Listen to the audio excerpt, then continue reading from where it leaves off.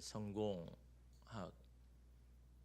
성공학에는요, 이 행복 총량의 법칙이라는 게 있습니다. 행복 총량. 다 이렇게 무게를 달았더니요, 총량이 같다. 행복이라는 게. 어디에 살든 그가 무슨 일을 하든 연봉이 얼마든 이런 조건을 떠나서 누구나 같은 양의 행복이 찾아온다 라는 이론입니다. 최종적으로 보니까요, 다 똑같더라는 겁니다. 뭐가요? 행복이. 어떤 사람은 처음부터 행복이 시작되는 사람이 있지 않습니까? 근데 어떤 사람은 중간쯤 가서 행복이 이제 시작이 되는 사람도 있고, 또 어떤 사람은 행복과 불행이 막 교차하면서 막 그렇게 하는 사람도 있습니다. 근데 어떤 형태로든 그 행복은요, 모든 사람들이 다 똑같다라는 거죠. 누구는 더 많고 누구는 적은 게 없다라는 거죠. 그건 먼저냐 나중이냐 그 문제지, 하나님께서 오늘 우리에게 주시는 행복은요, 누구나 다 똑같다라는 겁니다. 그게 행복 총량의 법칙이다라는 거죠. 그것이 결국은 공평하신 하나님, 신실하신 하나님의 여러분 이유가 여러분 되죠. 그래서 이 비슷한 이론으로는 경영학에는요, 브라질 땅콩의 법칙이라는 게 있습니다. 브라질 땅콩이 굉장히 맛있다고 하는데 저는 먹어보지 못했지만요. 근데 여러분, 이 땅콩 아무리 맛있다고 이 브라질 땅콩만 먹으면 남는 건 뭡니까? 내가 먹기 싫은 땅콩. 그것만 남는 게 얘 인생이라는 겁니다. 다시 말하면 여러분, 사람이 할 일 중에는 어떻습니까? 당연히 하고 싶은 일도 있지만 하기 싫은 일이 있지 않습니까? 근데 하고 싶은 일만 계속하면 뭡니까? 나중에는 하기 싫은 일만 남더라는 거죠. 그 하기 싫은 일이 결국 내가 해야 되는 일인데, 그 하기 싫은 일이 결국은 내 삶이 별로 그렇게 행복하지 못하게 하더라라는 겁니다. 그 사람이 편한 일만 찾으면 편한 것으로 끝나는 것이 아니라 불편한 일이 분명히 남아있다라는 거죠. 왜냐하면 사람에 주어진 삶은 똑같기 때문에. 하나님이 공평하신 하나님이라면요, 똑같은 거기 때문에.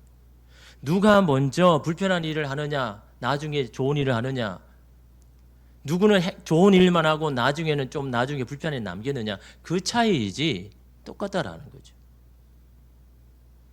베토벤이 사랑하는 연인을 잃어버렸죠. 죽어서.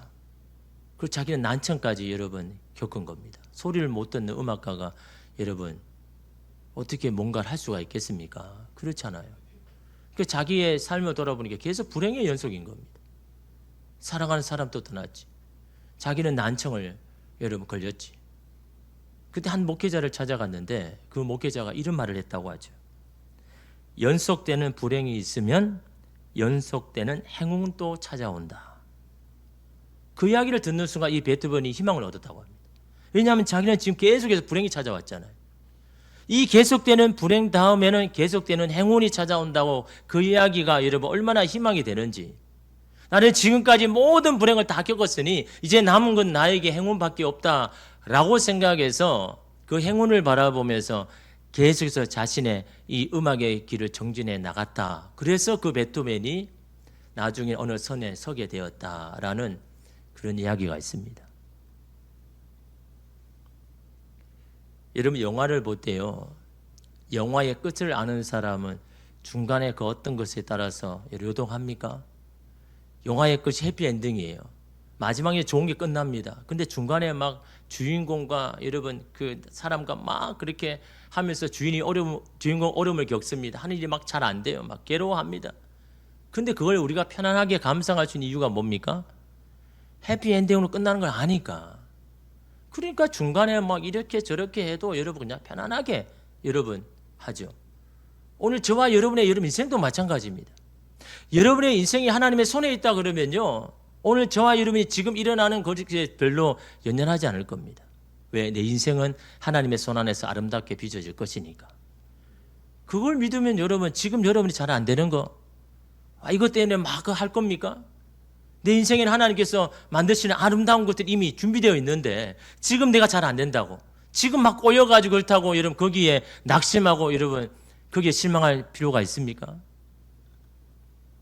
모든 일 뒤에 하나님의 선하신 뜻이 있다 그러면요, 지금의 일들을 그냥 웃으면서 의연하게 받아들이고 싸우고 견딜 수 있다라는 겁니다.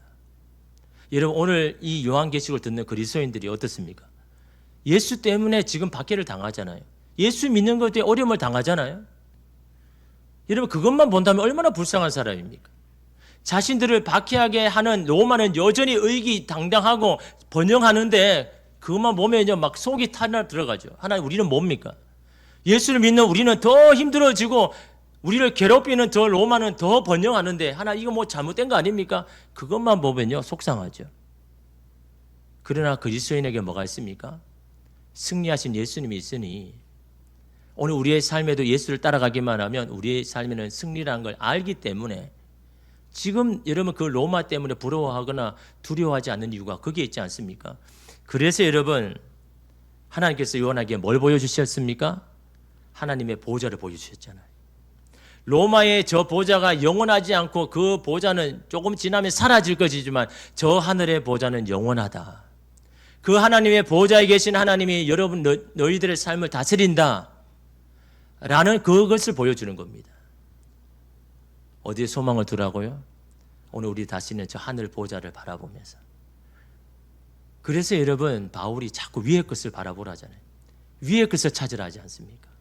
거기에 우리의 소망이 있기 때문에. 여러분, 지난 시간에 하늘 보좌에 앉으신 하나님께서 오른손에 뭐가 있다고 했습니까? 두루마리가 있다고 하셨죠. 그걸 붙들고 있죠. 그 두루마리에 7인으로 도장을 7개 찍어서 봉해되어 있습니다. 아무도 그거를 풀 수가 없습니다. 근데 그 두루마리는 뭡니까? 하나님께서 이 땅에 구원하시고 심판하실 계획이 적힌 건 아닙니까? 근데 그걸 풀어야 하나님의 뜻이 이루어지는데 그 풀 자가 없지 않습니까? 그것 때문에 요한이 막 울었지 않습니까? 근데 여러분, 장로 한 사람이 뭐라고 이야기합니까? 그 풀자가 있다. 그 풀자가 누가입니까? 유다 지파의 사자 다윗의 뿌리가 되시는 예수님. 그분만이 그 두루마리를 풀고 그 두루마리의 일을 성취할 수 있다라고 그렇게 말씀했죠. 그래서 여러분, 그 예수님은 뭐라고 표현하십니까? 유다 지파의 사자. 사자라는 것은요, 용맹을 뜻하기도 하지만 승리를 뜻합니다. 근데 오늘 말씀에는 요한이 뭘 봅니까? 아니, 그 두루마리를 풀 사람이 있다고 하는데, 그래서 그 보좌를 자세히 보니까 내 생물과 보좌 그 사이에 뭐가 보입니까? 오늘 말씀의 핵심이 그건 겁니다. 여러분, 6절에 보십시오. 내가 또 보니 보좌와 내 생물과 장로들 사이에 한 어린 양이 서 있는데 일찍이 죽임을 당한 것 같더라. 그에게 7뿔과 7눈이 있으니 이 눈들은 온 땅에 보내심을 받은 하나님의 7영이더라. 좀 긴 문장인데 여러분, 끊어서 보면요, 어린 양이라고 하죠. 아니, 좀 전까지는 장로가 유다 집의 사자다, 용맹하고 승리자이다 라고 말해놓고, 여러분, 요한이 지금 보는 건 어린 양인 겁니다. 여기 어린 양은요, 갓 태어난 어린 양입니다. 태어나가지고 여러분 힘이 없어가 제대로 서 있지도 못한 그 어린 양을 말하는 겁니다. 왜 요한은 어린 양을 바라보고 있을까요? 분명히 승리하신 예수님인데 왜 요한은요 어린 양이냐라는 거죠. 용맹에서 힘을 가져가지고, 그래서 여러분, 하나님께서 여러분 심판하려면 그런 뭐 힘을 가지고 해야 되는 건 아닙니까? 근데 왜 어린 양일까요? 승리하신 예수님이 어떻게 승리하시는지를 설명하기 위해서 이 어린 양을 여러분 가져온 겁니다. 세상에서 말하는 승리가 아니는 겁니다. 그것을 말하기 위해서 이 어린 양, 그래서 어린 양이요 14절까지 5번이나 나옵니다. 그러니까 굉장히 중요하죠, 어린 양이. 그 힘없는 어린 양이 어떻게 하나님의 그 놀라운 일들을 하시더냐는 거죠. 출애굽 12장에 이 어린 양이 나오죠. 애굽의 마지막 10번째 재앙을 내리기 전에 모세를 하나님 부르시잖아요. 출애굽 12장 3절에 보니까 너희는 이스라엘 온 회중에게 말하여 이르라. 이달 열흘에 너희 각자가 어린 양을 취할지니 각 가족대로 그 식구를 위하여 어린 양을 취하라 라고 이야기했습니다. 가족들마다 가족을 위해서 어린 양을 취해라. 그리고 그 그 어린 양을 잡고 그 피를 집 안방 문설주에 다 바르고 그리고 그 밤에 그 양을 구워가지고 너희들이 먹어라 라고 그렇게 말하죠. 그리하면 죽음의 천사가 온 애굽을 돌아다니면서 처음 태어난 장자들을 다 죽일 때 너희들은 살 거다. 너희들은 넘어갈 거다. 그래서 이름 6월절이 나오는 거잖아요. 그래서 6월절을 영어로 패스오버라고 해서 지나갔다라고 이야기하죠. 죽음이 지나갔다라는 거예요. 공짜로 지나갔습니까? 그냥 지나갔습니까? 대가를 치른 거죠.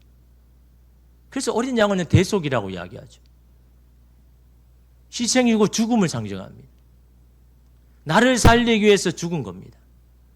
내 죄로 나는 죽어야 하는데 그 어린 양 때문에 내가 사는 겁니다. 그 어린 양이 바로 대속을 상징하고 희생을 상징하고 죽음을 상징하죠. 또한 여러분, 이사야 53장에 보면 어린 양이 나오죠. 이사야 53장 7절에 보니까요. 그가 곤욕을 당하여 괴로울 때에도 그의 입을 열지 아니하였으며 마치 도수장으로 끌려가는 어린 양의 털 깎는 자 앞에서 잠잠한 양같이 그의 입을 열지 아니하였도다라고 어린 양이 여러분 나오죠. 이 어린 양이 누구입니까? 메시아잖아요. 이 메시아는 어떤 종입니까? 고난을 받는 종. 그래서 이 어린 양은 고난을 상징하죠. 채찍을 맞고 징계를 맞는 것은 뭡니까? 그들의 죄를 자기가 담당하려고. 근데 그 어린 양이 채찍에 맞음으로 누군가는 살더라는 겁니다. 나음을 입더라는 겁니다. 그냥 고난이 고난으로 끝나지 않더라는 겁니다. 고난이 또 누군가를 살리는 생명으로 이런 바뀌더라는 거죠.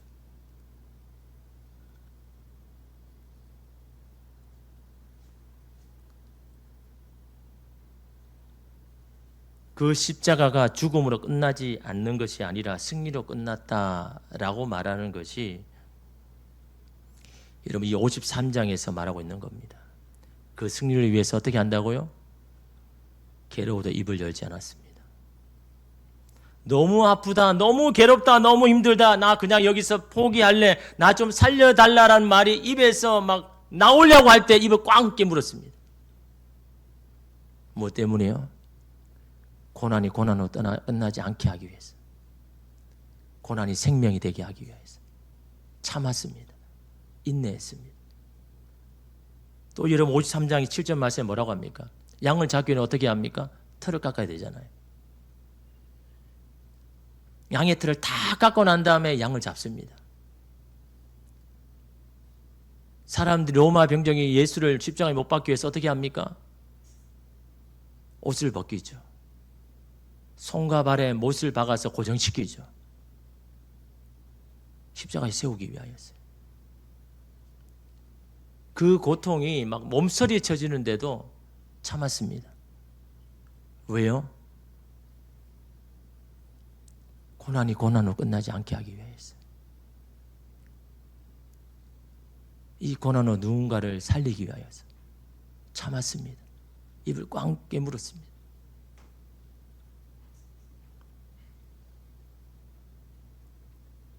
사단은 그러죠. 이래도 그들을 위해서 죽을 거냐? 너를 버리고 배신한 자들을 위해서 이렇게 죽음을 당할 거냐? 사단은 거기에서 계속해서 유혹을 했죠. 그럼에도 불구하고 예수님은요, 입술을 꽉 깨물었습니다. 이 고난이 고난으로 끝나면 얼마나 불쌍한 일입니까? 고난으로 끝나지 않기 위하여서 참으셨습니다. 죽음이 죽음으로 끝나지 않게 하기 위해서, 죽음이 생명으로, 고난이 승리와 영광으로 가게 하기 위해서 참으신 겁니다. 그래서 여러분 6절에 보십시오. 요한이 그 어린 양을 어떻게 표현합니까? 일찍이 죽임을 당한 것 같더라. 무슨 말입니까? 이전에는 분명히 죽었는데 지금은 살아계신다. 이전에 분명히 저분은 죽었는데 아니 지금은 살아계시네. 죽음이 죽음으로 끝나지 않았다라는 겁니다. 죽음이 생명으로 옮겨졌기 때문에 그분이 여러분 승리하신 겁니다, 여러분. 여러분의 삶의 고난이 고난으로 끝나면 그거 승리 아니죠. 그 고난을 통해서 여러분 그 고난이 생명으로 옮겨질 때, 영광으로 옮겨질 때, 그게 이름 승리 아닙니까? 12절에도 죽임을 당하신 어린 양, 그 어린 양을 찬양합니다. 24장로들이요. 죽임을 당하신 어린 양을 찬양합시다.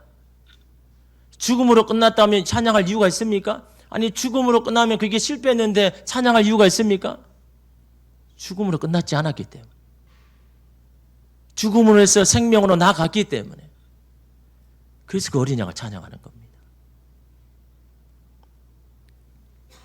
세상은 남의 피를 흘리게 해서 정권을 쟁취한다면 하나님의 나라는 먼저 자신의 피를 흘리는 겁니다.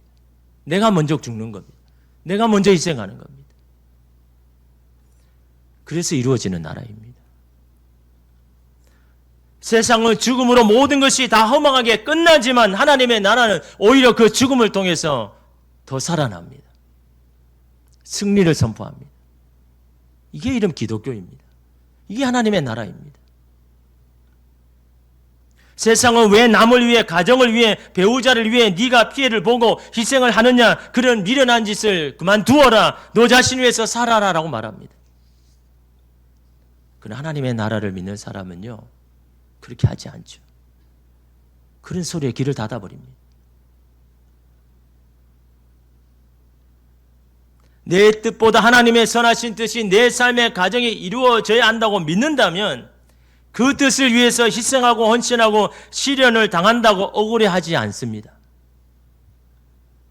그것을 통해서 우리에게 참다운 기쁨과 승리와 영광이 주어질 것이기 때문에. 이거 없다면 여러분 우리처럼 불행한 사람 있습니까? 스카펙의 끝나지 않는 길이라는 책이 있죠. 그래서 제 카톡 아이디에도 End of the Way, 그 길 끝에서, 그 다음 책에 보면 또 그 제목이 나옵니다. 그래서 제가 스카펙의 책을 여러 번 제가 읽고 요즘 한 번씩 여러분 읽는데요. 미국에서 굉장히 오랫동안 베스트셀러가 된 책입니다. 여러분 정말 시간이 되면 한번 읽어보시면 아주 여러분의 어떤 정신건강에 굉장히 유익이 되는 책입니다. 이 스카펙의 끝나지 않는 길. 이 책에서 뭘 이야기하냐 그러니까요, 요즘 사람들이 풍요로운 삶을 사는데 근데 오늘날의 현대인들이 오히려 더 정신적으로 각박한 삶을 살더라는 겁니다. 풍요로운 삶을 사는데도 불구하고 예전보다 더 기회가 더 주어지고 더 많은 걸 주어졌는데 정신은 너무너무 각박해지더라고요. 다시 말하면 정신질환이 너무 많아지더라고요.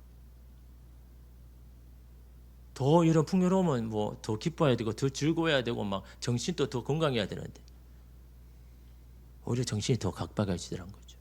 그 이유를 다음과 같이 지적합니다. 현실의 문제를 직시하지 않기 때문에 오늘날의 사람들은 필요 이상으로 삶을 어렵고 힘들게 살아가고 있습니다. 문제를 극복하기 위해서는 그만큼 고통이란 대가를 지불해야 하는데 요즘의 사람들은 그 고통을 두려워해서 그냥 도망가 버리고 맙니다. 문제를 문제로 인식하는 것, 그리고 그 문제를 해결하기 위해선 대가가 필요하다는 것, 이 두 가지만 알면 인생은 훨씬 더 행복하고 풍요로워집니다. 이 두 가지가 뭡니까? 문제를 문제로 인식하는 거고 그 문제를 해결하기 위해서 대가가 필요하다는 것을 내가 아는 것. 여러분, 그 대가가 내가 치료해야 할 대가를 내가 안다라는 건 더 이상 그 대가는요 고통이 아닌 겁니다. 왜 그럴까요? 어떤 목적을 위해서 내가 필요한 거잖아요. 여러분, 여러분의 자녀가 여러분 뭐 요즘 말하면 뭐 좋은 대학에 가는데 거기서 내가 치료해야 할 내 희생이 있다고 하면 안 할 사람 있습니까? 그걸 고통이라고 말합니까? 그 괴로움이라고 이야기합니까? 아무도 그렇게 이야기 안 하죠. 어떤 목적을 위해서 내가 치르는 그것이 고통이라도 그게 대가라고 내가 인정되면요, 더 이상 그게 내 고통이 아닌 겁니다. 힘든 게 아닌 거죠. 근데 그것을 대가가 당연하다고 여기지 않고 나의 괴로움이라고 자꾸 나가 원하지 않는 거라고 생각하면 그게 여러분 고통의 힘듦이죠. 사람들이 정신적으로 힘든 삶을 사는 이유는 문제는 해결되기를 원하지만 감당해야 할 고통을 피하기 때문입니다. 여러분, 우리는 주님 앞에 그럴 때가 많잖아요. 하나님, 이거 해결되기 원합니다. 이거 정말 했으면 좋겠습니다. 그래서 나는 내가 감당해야 할 건 안 해요. 그렇지 않습니까? 하나님이 이 문제가 해결되기를 원합니다 라고 하나님 앞에 막 그렇게 기도하면서 나는 내가 감당해야 할 것은 다 피해버립니다. 너무 힘드니까. 하나님 앞에 기도하고 맡기고 난 다음에 내가 감당해야 할 건 내가 치료해야죠. 그 대가가 뭐든지. 그래야 여러분 하나님과 우리가 협력해서 그 문제를 풀어나가죠. 나는 뒤로 싹 빠져버리고 하나님 그냥 맡깁니다. 그냥 툭 던져버리고 하나님 알아서 해주십시오라고 하는 거 나는 그걸 피해간다면요. 근데 그 사람이 행복하냐라는 거죠. 아니요. 그 문제 때문에 계속 괴롭습니다. 힘듭니다. 심리학의 대가인 칼 융도 이런 말을 했습니다. 모든 신경적, 정신적 질환의 대부분은 정당한 고통을 회피하기 때문에 나타난 대가이다. 정당한 고통. 내가 치료해야 될, 내가 생각해야 할 것들을 피하기 때문에 오는 것이다. 반면에 내게 필요한 것이라고 생각하면요, 그게 나를 힘들게 하는 것이 아니다라는 겁니다. 이러면 기독교는 무조건적인 축복을 기대하며 바라는 종교가 아닙니다. 오히려 하나님을 위해서라면 고난도 기뻐하며 감사해야 된다고 말하지 않습니까? 왜냐하면 하나님의 뜻을 위해서 내가 치른 고난은 고난으로 끝나지 않기 때문에 반드시 하나님의 뜻을 이루고 영광하고 나아갈 것이기 때문에 그래서 그 고난을 당하기를요 기뻐하는 겁니다. 고난이 고난으로 끝난다면 얼마나 불행한 일입니까? 그러나 내가 무언가를 위해서 내가 고난을 치룰 때 그 고난이 영광과 승리로 나아갈 것이기 때문에 그 고난을 기뻐하는 겁니다. 영광이라는 말의 뜻이 뭡니까?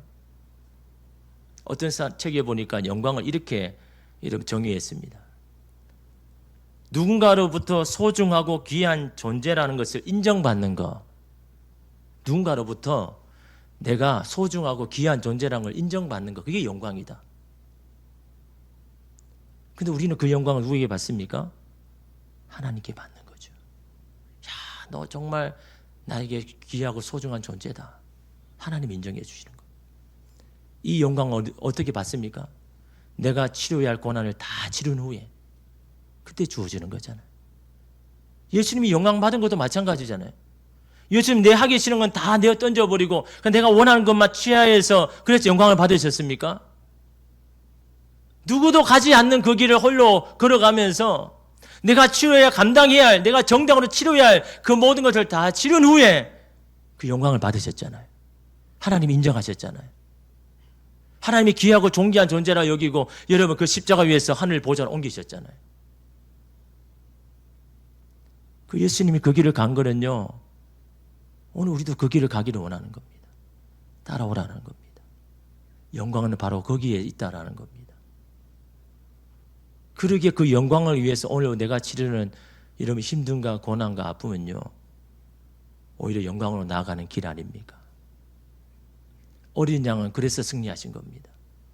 좋은 것, 평안한 걸 다 받아가 어린 양이 승리자가 된 게 아니라 누군가를 위해서 헌신하고 죽고 누군가를 위해서 채찍에 맞음으로 고난을 당함으로 누군가가 살리는 그 일을 감당했을 때 하나님 주시는 영광 아닙니까? 오늘 우리는 그런 영광의 길은 다 이러면 제쳐놓고 넓은 길로 가기 하지 않습니까? 내가 편한 길, 내가 원하는 길, 그 길에는 하나님 영광이 없죠. 하나님께서 저와 여러분에게 주신 영광이 없는 겁니다. 아니 왜 나만 이렇게 힘들게, 왜만 이 힘든 일만 맡아서 나는만 왜 이렇게 힘들어야만 돼? 라고 여러분 한 게 아니라 그 힘듦에 여러분 통하여서 내게 주신 하나님의 영광을 여러분 생각한다면요, 여러분 그 고난이 기쁜 거죠. 얼마나 그게 여러분 하나님의 영광을 이루는 통로 아닙니까? 그래서 여러분 기독교가 역설적인 종교라는 이유가 바로 거기에 있는 것.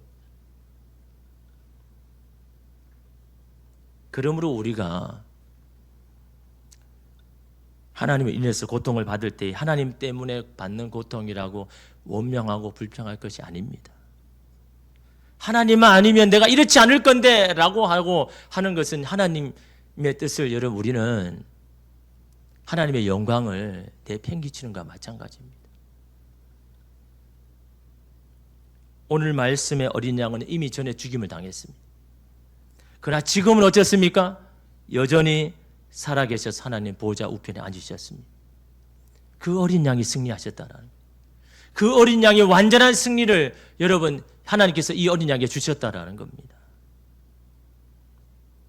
그 어린 양을 6절에 다시 보면요, 뭘 가졌습니까? 7뿔과 7눈을 가지고 계신다라고 말하죠. 7뿔은 뭡니까? 완전한, 뿔은 힘을 상징합니다. 7뿔은요, 완전한 힘, 다시 말하면 전능하신 능력, 죽은 자도 살리신 능력, 불가능한 것을 가능하게 만드신 능력, 그 능력을 예수님이 여러분 받으셨다는 거죠. 누가? 어린 양이에요. 또한 7눈을 가졌다고 하죠. 눈은 지혜를 상징합니다. 그래서 7은 완전한, 충만한 거죠. 완전한 지혜. 근데 그 지혜를 뭐라고 눈을 이야기합니까? 이 땅에 보내심을 받은 7 영이라고 이야기하죠. 7이란 건 계속해서 뭡니까? 충만한 영. 충만한 영이 누구입니까? 성령님이죠. 모든 지혜에 있어서 충만한 분, 그 성령님. 다시 말하면 예수님은요, 하나님으로부터 전능하신 능력을 받고 또한 모든 지혜를, 모든 것을 아시는 성령님과 지금 함께 계신다라고 이런 말씀을 여러분 하고 있죠. 그 어린 양이 어떻게 하십니까? 여러분 7절 보십시오. 그 어린 양이 나와서 누구에게요? 보호자에 앉으신 이의 오른손에서 두루마리를 취하니라. 취한다는 건 받는다라는 겁니다. 하나님께 두루마리를 받는다라는 거죠. 이것은 마치요, 왕이 자기 아들에게 왕위를 물려주는 것과 같은 대관식과 똑같은 겁니다. 나에게 있는 권위와 능력을 너에게 물려주겠다. 너에게 부여주겠다. 그걸 받는 여러분, 예수님 뭡니까? 하나님의 그 권위와 능력을 받았다라는 거죠. 이 두루마리의 심판의 일을 감당하기 위하여서 그걸 받는 장면을 말씀하고 여러분 있는 겁니다. 그런데 그 예수님 앞에 누가 나옵니까? 내 생물. 앞에 뭐라고 했으면 내 생물이 천사들이죠. 24장로들이 나옵니다. 이런 8절 말씀 우리 함께 읽겠습니다. 그 두루마리를 취하심에 내 생물과 24장로들이 그 어린 양 앞에 엎드려 각각 검은고와 향이 가득한 금 대접을 가졌으니 이 향은 성도의 기도드리라. 검은고를 가졌다는 건 그 예수님을 찬양하기 위한 거죠. 그리고 뭘 예수님께 드렸습니까? 금 대접입니다. 그 대접 안에 있는 향은 뭐라고 합니까? 성도들의 기도다. 그 금대접을 드린다는 것은 무슨 뜻입니까? 이 안에 들어있는 기도들을 주님께 맡깁니다 라고 드렸습니다. 왜? 이 기도를 하나님 받으시기에 합당하신 분입니다. 이 기도를 하나님께서 들으실 분입니다 라고 그 기도를 어린 양에 드렸습니다. 그 어린 양이 중보자가 되시기 때문에, 그 기도를 응답하실 분이 바로 주님이시기 때문에 그 기도를 지금 드리고 있는 장면입니다. 그 기도의 내용이 뭘까요? 6장 9절에서 10절에 보면요, 다섯째 인을 떼실 때에 내가 보니 하나님의 말씀과 그들의 가진 증거로 말미암아 죽임을 당한 영혼들이 제단 아래에 있어 큰 소리로 불러 이르되 거룩하고 참되신 대주제여 땅에 거하는 자들을 심판하여 우리 피를 갚아주지 아니하시기를 어느 때까지 하시려 하나이까 하니. 외치죠. 외침입니다. 그들이 누구입니까? 하나님의 말씀과 그들이 가진 증거로 말미암아 죽임을 당한 사람, 다시 말하면 복음 때문에, 예수 때문에 죽은 사람들, 그런 사람들의 간절한 외침이 뭡니까? 단지 원수를 갚는 것일까요? 지금까지 당한 대로 갚아달라는 기도입니까? 내가 저 사람 때문에 이런 아픔과 고통을 당했으니 주님 저들의 눈물에도 피눈물이 흘리게 해주십시오라는 그런 기도일까요? 여러분 지금까지 무엇 때문에 참으셨습니까? 무엇 때문에 그 고통을 감수하셨습니까? 그냥 포기해도 되는데, 그냥 버려도 되는데 왜 참으셨습니까? 왜 감수하셨습니까? 단지 원수를 갚고 똑같이 되돌려 주기 위해서 참으신 건 아니지 않습니까? 지금은 가정이 배우자가 자녀가 나를 힘들게 해도 내 가정에 하나님의 선하신 뜻과 계획이 있음을 믿고 그것이 이루어지기를 위해서 참고 기다린 것 아닙니까? 그러므로 우리의 기도는 무엇이 되어야 됩니까? 잘못된 이 모든 것들이 다시 제자리를 찾을 수 있도록 흐트러지고 어그러진 모든 것들이 주님 안에서 다시 회복될 수 있기를 여러분 기도해야 되는 거죠. 성도들의 기도는 바로 그거입니다. 하나님 이 땅에 어그러지고 흐트러진 모든 것들을 하나님 다시 회복시키십시오. 다시 제자리를 찾게 해주십시오라고 하는 그들의 간절한 여러분 외침 아닙니까? 그 기도를 주님께서 받으신 겁니다. 여러분. 나를 위해서 내 유익을 위해서 그렇게 여러분 살았던 그 기도를 받는 게 아니라요. 누군가를 위해서 누구 때문에 흘린 눈물과 땀과 수고와 그 모든 것들을요 주님 받으셨다는 겁니다. 여러분 저도 새벽에 기도하는 것 중에 빠지지 않고 기도하는 제목이 하나 있습니다. 그것은요 우리 교우들의 가정을 위한 기도입니다. 제가 여러분 이 가정들을 보니까요 참 아픔이 많습니다. 겉으로 보면 건강한 것 같은데요 안에 들어가 보면요 가족 안의 문제가 너무 심각합니다. 부부 간의 문제도 있고 부모와 자녀 간의 문제가 있고 그 때문에 가정들이 너무너무 힘들고 그래서 그 기도를 할 때마다 하나님 앞에 하나님이 그런 마음을 줍니다. 그 안에서 울부짖는 사람의 어떤 기도 너무너무 간절히 기도를 원하는 그게 막 느껴지니 기도하면서 그래서 가정을 위해서 기도합니다. 주님 우리 교우들의 가정 하나님 회복시키십시오. 부부 간의 문제든 부모와 자녀 간의 관계의 문제든 하나님 이 문제 때문에 너무너무 힘들어하고 있습니다. 하나님 이 문제를 주님의 은혜 가운데 다 해결해 주시고 우리의 가정들이 하나님 다시 회복되게 해 주십시오. 하나 되어서 하나님이 영광을 드리는 그런 가정 되게 해달라고.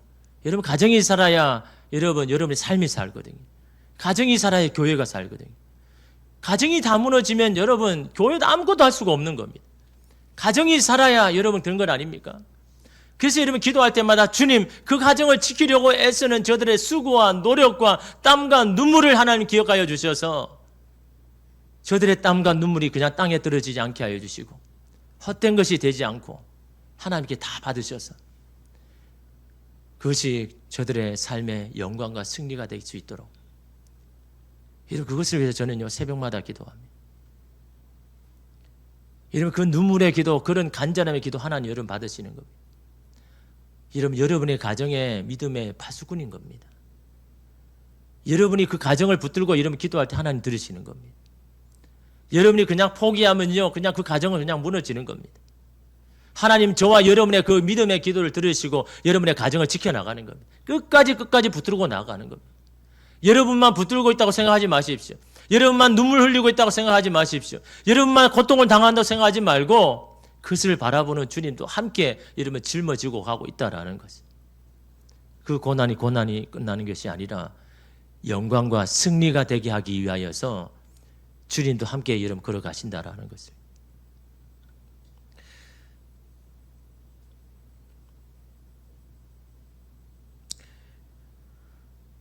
여러분 주님께서 하시는 방법이 뭡니까? 저와 여러분을 살리기 위해서 가장 사랑하는 아들을 땅에 보내시고 죽이셨잖아요. 그 방법이 오늘 우리를 살리는 길이기 때문에 오늘 저와 여러분의 삶 가운데 하나님께서 사용하시는 방법이 뭘까요? 누군가의 희생, 누군가의 눈물, 누군가의 기도를 통해서 하나님 역사하시는 겁니다.